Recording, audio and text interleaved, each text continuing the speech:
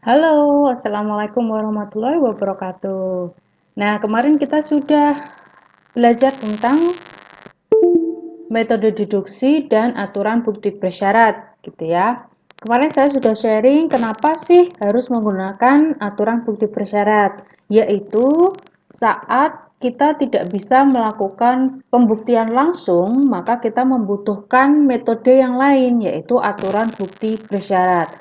Tapi, kalau mau menggunakan aturan bukti bersyarat, konklusinya itu harus berbentuk implikasi atau kita rubah konklusinya itu menjadi suatu implikasi.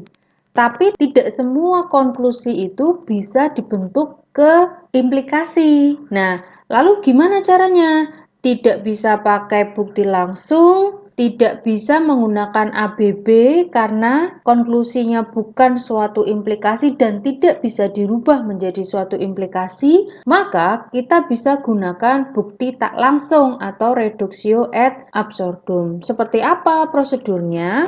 Prosedur yang pertama adalah kita menarik ingkaran dari konklusi. Itu menjadi premis yang baru atau premis tambahan. Kemudian kita gunakan aturan penyimpulan dan hukum penggantian, kita tunjukkan sampai menemukan adanya suatu kontradiksi. Kontradiksi itu maksudnya seperti apa? Misalkan saya bertemu P di baris tertentu, kemudian di baris selanjutnya kita menemukan negasi P. Nah, berarti kan dalam satu proses ketemu P, ketemu negasi P. Artinya terjadi suatu kontradiksi karena P dan negasi P itu kan kontradiksi ya. Nah, kalau sudah terjadi kontradiksi seperti itu, kita tinggal menggunakan prinsip penambahan. Jadi kita tambah dengan simpulannya, kemudian kita lakukan distributif silogisme. Nah, titik fokusnya dalam menggunakan bukti tak langsung apa? Yang pertama adalah konklusinya harus kita negasikan. Itu. Kalau konklusinya misalkan konklusinya adalah A dan negasi B, maka kita tarik negasinya. Negasinya berarti menjadi kita gunakan De Morgan ya, negasi A atau B. Nah, negasinya ini kita tarik sebagai premis tambahan. Nah, kalau sudah menjadi premis tambahan, lalu kita kerjakan menggunakan aturan-aturan yang ada di metode deduksi. Kemudian kita kerjakan sampai kita menemukan adanya suatu kontradiksi. Kalau sudah ketemu kontradiksi, maka kita tinggal melakukan aturan penambahan. Aturan penambahan apa yang ditambah? Yang ditambah adalah konklusinya, konklusi yang dimau oleh soal ini A dan negasi B, kita tambahkan konklusinya, kemudian kita lakukan distributif silogisme sehingga kita mendapatkan apa yang kita mau. Nah, supaya lebih paham kita masuk ke contoh. Yang pertama, kita akan membuktikan kesahan argumen dengan menggunakan bukti tak langsung, di mana premis yang pertama adalah jika A maka B dan C. Premis yang kedua adalah jika B atau D maka E. Premis yang ketiga adalah D atau A. Dan konklusinya adalah E. Kalau mau menggunakan bukti tak langsung, apa tadi langkahnya yang pertama? Kita negasikan. Negasi dari E adalah negasi E. Ini kita jadikan premis yang keempat, premis tambahan. Kita letakkan dalam susunan konstruksinya. Jadi seperti ini. Nah, kalau sudah, maka kita kerjakan nih premis-premisnya. 1 dengan 2, nggak bisa ya. 1 dengan 3, tidak bisa. 1 dengan 4, tidak bisa. 2 dengan 4, bisa ya. Kita gunakan tolendo tolen. Di sini saya punya B atau D. Jika B atau D maka E. Kemudian premis yang kedua adalah negasi E. Maka konklusinya adalah, ini negasinya, maka konklusinya adalah negasi pendahulu. Berarti negasi dari B atau D. negasi B atau D? Kita tulis nomor 5. Nomor 5 berarti kita mengerjakan 2, 4 dengan tolendo tolen. Nah, lalu 5 ini bisa kita buka kurungnya, kita gunakan De Morgan.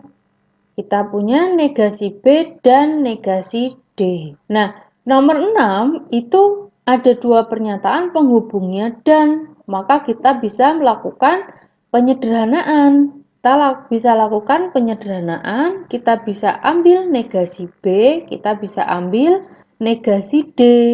Nah, lalu nomor 7 itu bisa kita kerjakan dengan yang mana? Nomor 1 nggak bisa, 2 nggak bisa, 3 nggak bisa, yang lain juga belum bisa. Oh, berarti nomor 7 ini belum kita gunakan. Nomor 8, 1 nggak bisa, 2 nggak bisa, dengan 3 mungkin bisa. Nah, kita rubah dulu nomor 3 itu menjadi suatu implikasi. Sehingga kita punya jika negasi D maka A. Lalu kita kerjakan nomor 9 ini dengan nomor 8 dengan menggunakan modus ponen. Kita punya jika negasi D maka A, lalu premis yang kedua adalah negasi D.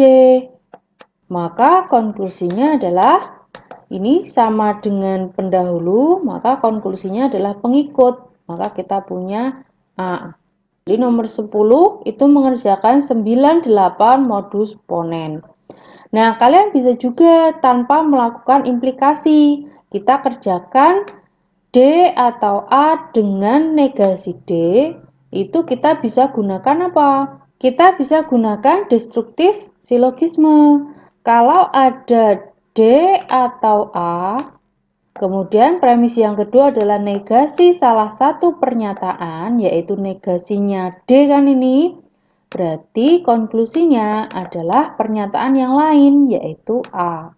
Kalian bisa langsung menggunakan ini tanpa melakukan implikasinya. Nah, setelah ketemu A, lalu 10 ini A kita kerjakan dengan nomor 1. Berarti kita gunakan modus ponen lagi. Berarti kita punya hasilnya adalah B dan C. Kita kerjakan 1 dan 10. Nah, ini ada dua pernyataan penghubungnya dan, maka kita ambil salah satu. Kita ambil yang B. Nah, di sini premisnya semua sudah kita pakai 1 sampai 4. Nah, perhatikan nomor 7 itu ada negasi B. Nomor 12 kita ketemu B. Loh, dalam satu proses kok ada yang berlawanan, yaitu negasi B dengan B.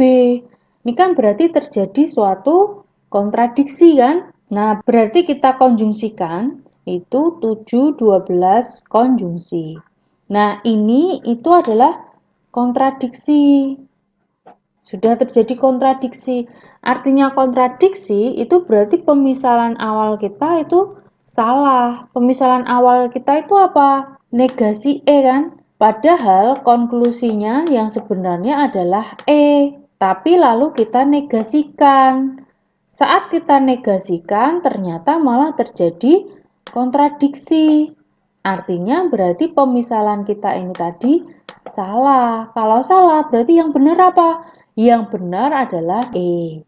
Gitu ya. Nah, beberapa buku itu selesai sampai tahap ini. Selama sudah ketemu kontradiksi, maka sudah selesai. Artinya pemisalan salah, berarti yang benar adalah solusi yang sebenarnya, yaitu E. Tapi, supaya kita bisa menyimpulkan sampai bertemu dengan simpulan yang sebenarnya, maka kita ambil bisa B-nya, bisa negasi B-nya, lalu kita tambahkan, lakukan aturan penambahan, berarti kita gunakan kata hubung atau kita tambahkan dengan solusinya yang sebenarnya.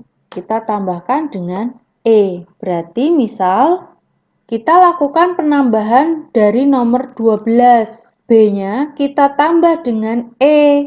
E ini diambil dari solusinya ya, solusi dari soal. Di sini tinggal 1, 2, 3. 4-nya sudah nggak ikut ya, karena tadi kan salah. Lalu, karena ini B atau E, maka kita kerjakan dengan negasinya, negasi B-nya ini, nomor 7. Berarti kita lakukan 14 dengan 7. Sehingga kita punya E. Kita kerjakan 14 dengan 7 itu menggunakan destruktif silogisme sehingga kita ketemu solusinya yaitu E. Premis yang digunakan adalah 1, 2, 3. Nah, ini sudah selesai. Artinya argumennya sah gitu ya. Nah, di sini itu kalian bisa ngambil B-nya atau negasi B-nya. Berarti kalau mengambil negasi B sama kita tambahkan dengan E. Berarti di sini adalah 7 penambahan. Lalu nomor 7 kita kerjakan dengan berapa? Berarti kita kerjakan dengan lawannya ini. Lawannya ini adalah B. B ada di nomor 12. Di sini berarti nomor 15-nya hasilnya adalah E. Kita kerjakan 7 dengan 12 menggunakan DS. Sama ya. Jadi prosesnya seperti itu. Yang pertama adalah kita negasikan konklusinya, lalu kita jadikan premis tambahan. Setelah itu kita kerjakan sampai ketemu kontradiksi. Kalau sudah ketemu kontradiksi, ambil salah satunya, bisa B-nya atau bisa negasi B-nya. Lalu kita tambahkan dengan konklusi yang sebenarnya. Kita tambahkan E atau di sini kita tambahkan E. Lalu kita kerjakan dengan destruktif silogisme, yaitu dengan lawannya, sehingga kita dapatkan konklusi yang sebenarnya. Nah, kalau sudah seperti ini, berarti artinya argumennya sah, gitu ya. Itu untuk contoh yang pertama. Contoh yang kedua ini berbeda dengan yang biasanya. Kalau biasanya kita hanya membuktikan apakah argumennya itu sah atau tidak. Nah, sekarang kita akan menyelidiki apakah premis-premisnya ini inkonsisten. Di sini premis yang pertama adalah jika A maka B, premis yang kedua adalah jika B maka C, premis yang ketiga adalah jika D maka negasi C, premis yang keempat adalah A dan D. Nah, kita tuliskan semuanya premisnya 1 sampai 4. Kita kerjakan semua premis ini kita sampai menemukan adanya suatu kontradiksi. Sama seperti tadi, sesuatu dan negasinya gitu ya. Di sini kalau kalian mau mencoba-coba 1 dengan 2 bisa ya. Kita dapatkan jika A maka C. 1 dengan 3 tidak bisa, 1 dengan 4 tidak bisa, 2 dengan 3 tidak bisa langsung. Nomor 3 ini harus kita kontraposisikan dulu kalau mau kita kerjakan. 2 dengan 4 tidak bisa, 3 dengan 4 tidak bisa. Nah, sekarang saya mau menyederhanakan dulu premis nomor 4. Di sini ada A, di sini ada D. Berarti saya ambil salah satunya, misalkan saya ambil yang A dulu. Lalu nomor 5 ini saya kerjakan dengan nomor 1 menggunakan modus ponen. Sehingga saya dapatkan B. Karena kita punya jika A maka B, premis yang kedua adalah A, konklusinya adalah B. Sehingga nomor 6 saya punya B dengan mengerjakan 15 modus ponen. Lalu nomor 6 ini saya kerjakan dengan nomor 2 sama menggunakan modus ponen sehingga saya punya C dengan premisnya adalah 1, 2, 4. Lalu nomor 7 saya kerjakan dengan nomor 3 menggunakan tolendo tolen. Saya punya jika D maka negasi C. Lalu premis yang kedua adalah C, maka konklusinya adalah ini negasinya, maka konklusinya adalah negasi dari pendahulu, yaitu negasi D. Kita tuliskan negasi D. Nah, lalu di sini nomor 4 tadi ada A, ada D, lalu kita ambil yang D dengan aturan penyederhanaan. Nah, di sini terlihat ya, ada negasi D, ada D. Maka kalau kita konjungsikan, ini terjadi suatu kontradiksi. Nah, berarti kan salah. Artinya premis-premisnya ini inkonsisten. Nah, kalau inkonsisten cukup tunjukkan apakah ada kontradiksi dalam langkah yang kita kerjakan. Begitu, mudah ya. Nah, sekarang contoh 3. Nah, kadangkala masalah yang kita hadapi itu nggak langsung berbentuk simbol gitu ya. Bisa juga berupa kalimat yang panjang. Di sini kalau kita perhatikan soalnya adalah jika saya datang pertama kali di sekolah, maka saya harus bangun pagi-pagi. Dan jika malamnya saya nonton bioskop, maka saya akan tidur terlambat. Itu kalimat yang pertama. Kalimat yang kedua, jika saya tidur terlambat dan harus bangun pagi-pagi, maka saya hanya tidur selama 5 jam. Titik ya, kalimat yang kedua. Kenyataannya, saya tidak tidur hanya selama 5 jam. Kesimpulannya, saya tidak datang pertama kali di sekolah atau tidak nonton bioskop. Kalian diminta menunjukkan apakah argumen ini sah atau tidak, gitu ya. Nah, sebelum menunjukkan sah atau tidak, otomatis kalimat-kalimat ini harus kita rubah bentuknya ke dalam simbol-simbol. Nah, biasanya di dalam soal itu sudah ada pemisalannya. Misalkan di sini A menyatakan saya datang pertama kali di sekolah. B itu saya harus bangun pagi-pagi. C itu malam itu saya nonton bioskop. D untuk saya akan tidur terlambat. E untuk saya hanya tidur selama 5 jam. Nah, maka kita rubah kalimat-kalimat ini ke dalam bentuk simbol-simbol yang sudah disiapkan. Yang pertama, jika saya datang pertama kali di sekolah, maka, nah berarti bentuknya adalah implikasi, berarti kita tulis premis yang pertama, itu saya datang pertama kali di sekolah, itu adalah A, kita tulis jika A, maka apa? Saya harus bangun pagi-pagi. Bangun pagi-pagi, B. B, dan jika malamnya saya nonton bioskop itu C, berarti ini dalam kurung. Jika C, maka saya akan tidur terlambat. Tidur terlambat itu apa? D. Ini D. Nah, di sini ada dua implikasi kan?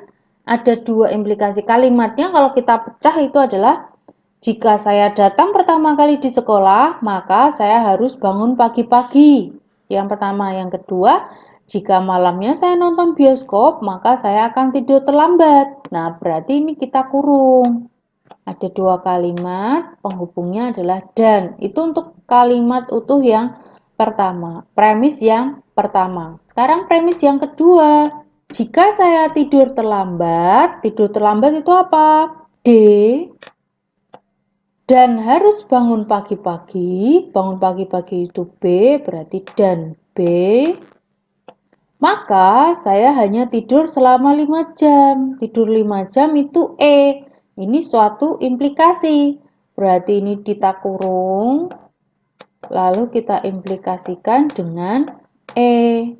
Berarti kita punya jika D dan B, maka E. Premis yang ketiga, kenyataannya saya tidak tidur hanya selama 5 jam. Tidur 5 jam itu E. Tidak tidur berarti negasi E. Itu premisnya. Berarti premisnya adalah 1, 2, 3. Konklusinya apa? Konklusinya itu adalah saya tidak datang pertama kali di sekolah atau tidak nonton bioskop. Tidak datang pertama kali berarti negasi A. Negasi A atau kita tulis atau tidak nonton bioskop. Tidak nonton bioskop itu adalah negasi C. Nah, seperti ini. Berarti premis yang pertama adalah jika A maka B dan jika C maka D. Premis yang kedua adalah jika D dan B maka E. Premis yang ketiga adalah negasi E. Konklusinya itu adalah negasi A atau negasi C. Nah, kalian bisa lanjutkan dengan cara yang serupa seperti tadi. Maka kalau menggunakan bukti reduksio ad absurdum, solusinya ini kita negasikan dulu. Berarti jadi apa? A dan C ini kita masukkan menjadi premis tambahan. Berarti A dan C di sini adalah premis tambahan. Lalu kita kerjakan sampai menemukan kontradiksi. Silakan dilanjutkan ya. Nah, kira-kira seperti itu untuk materi argumen, kita sudah mencoba menggunakan 3 metode, yaitu metode deduksi, metode aturan bukti bersyarat, dan yang terakhir reductio ad absurdum. Nah, kalian perlu banyak latihan supaya instingnya bekerja gitu ya. Mana yang efektif, mana yang tidak efektif untuk dikerjakan. Saya akhiri video kali ini. Saya mohon maaf bila ada salah-salah kata. Wassalamualaikum warahmatullahi wabarakatuh. Terima kasih.